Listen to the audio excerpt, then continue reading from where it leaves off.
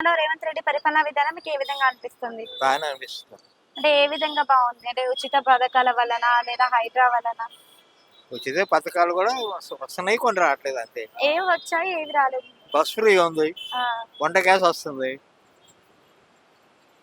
Bus free అన్నారు కదా, దాని వల్ల ఉపయోగం ఉందంటారా? మేము వెళ్తలేదు కదండి, ఎన్ని రోజులు తెలుస్తుంది అది. అంటే బస్ ఫ్రీ ఉన్నది కదా, తీసేయాలి అని అంటున్నారు కదా, దాని మీద మీ తీసేయమని ఎవరు అన్నారండి? చాలా మంది అంటున్నారు సీట్లు దొరకట్లేదు సీనియర్ సిటిజన్స్. అది వాళ్ళు తప్పు. ఎగబడుతుంటే సీట్ ఎక్కడ దొరుకుతాయండి? ఫ్రీ ఉందని ఓ ఎగబడతారు సంచులు పట్టుకుని.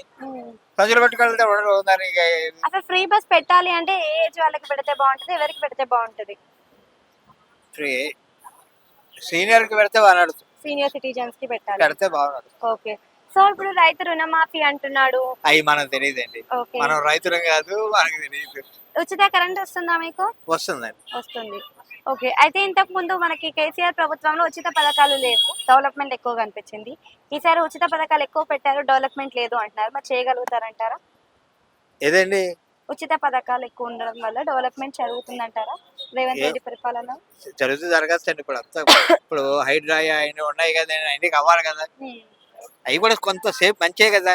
ఇప్పుడు అది ఉంటే వల్ల కొంచెం ఏదైనా వానాకాలం వచ్చిందంటే ఇబ్బందులు ఉంటాయి. ఇప్పుడు హైడ్రా ఎక్కడెక్కడ తీసేస్తున్నారు కాబట్టి వాటర్ వెళ్ళిపోతాయి.